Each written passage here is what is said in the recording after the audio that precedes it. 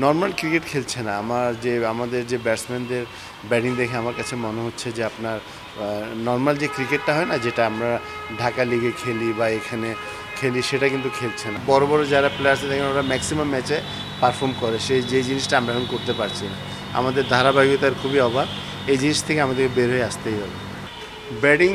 Batting যে ধরনের batting করা উচিত আমরা সেভাবে ব্যাটিং করছি না, এবং রেসপন্সিবিলিটি নিয়ে ব্যাটিংটা হলো ভেরি ইম্পর্টেন্ট। আপনি শ্রীলঙ্কার দেখেন, ওদের নাম্বার 3 ব্যাটসম্যান মেন্ডিস যে 100 করলো, একজন, বাকিরা কিন্তু আপনার কিছু রান করে আপনার 290-র কাছাকাছি, 270, 285 করলো।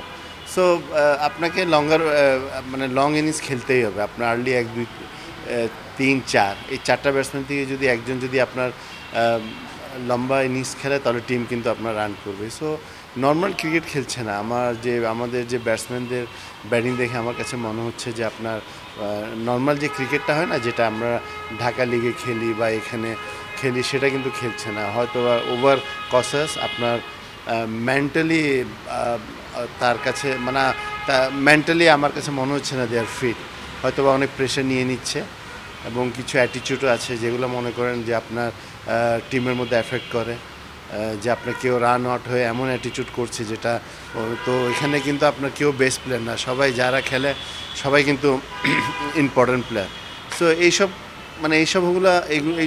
কিন্তু আপনার করলে আপনার টিম কিন্তু আপনার ডে বাই ডে কিন্তু নেগেটিভ দিকেই যাচ্ছে। সো প্রপার ক্রিকেট খেলতে হলে আপনাকে সব কিছু ইমপ্রুভ করতে হবে। আপনার ব্যাটিংয়ে যে নর্মাল যে আপনার ব্যাটসম্যানরা 100-150 বল খেলে 100-150 রান করার, সেই জিনিসগুলো কিন্তু আমরা করতে পারছি না, বিধায় আমরা লম্বা ইনিংস খেলতে পারছি না।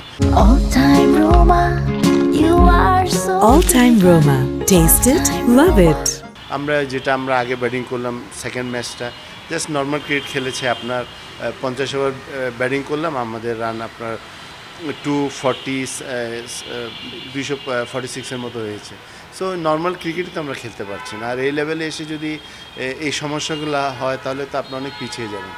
না, এটাই তো বললাম, যদি আপনি খারাপ খেলেন, আপনার সব নিউজ কিন্তু নেগেটিভই হবে, পজিটিভ হবে না। সো এখন তো জাস্ট নর্মাল ক্রিকেটই খেলতে পারছে না, যে আপনার বেসিক যে জিনিসটা আছে। ব্যাটসম্যানরা খেলবে 50 ওভার, সেখানে আমাদের ব্যাটসম্যানরা আপনার শেষে 10 ওভার বলাররা গিয়ে ব্যাটিং করছে।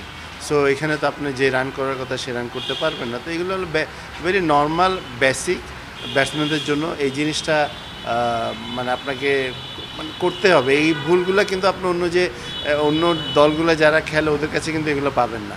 হয়তো বা ওরা ম্যাচ হারে জিতে, বাট এই সমস্যাগুলো আসলে বিরাট সমস্যা হয়ে দাঁড়াচ্ছে আমাদের জন্য। এবং এটা 1-2টা ম্যাচ হলে ঠিক আছে, বাট এটা ডে বাই ডে এটা হতেই যাচ্ছে। আপনার গত 2 বছর থেকে আমি দেখছি যে আপনার ব্যাটসম্যানের বিরাট সমস্যা। সো এখান থেকে তো আপনাকে বের হতেই হবে, আদারওয়াইজ আপনি পারফর্ম করতে পারবেন না। প্রেশারে পড়বেন, সব কিছু নেগেটিভ হবে। ভালো ফিল্ডিং করতে পারবেন না, ভালো বোলিং করতে পারবেন না যদি আপনি প্রেশারে থাকেন। সো এই জিনিস থেকে উঠে আসতেই হবে আমাদেরকে।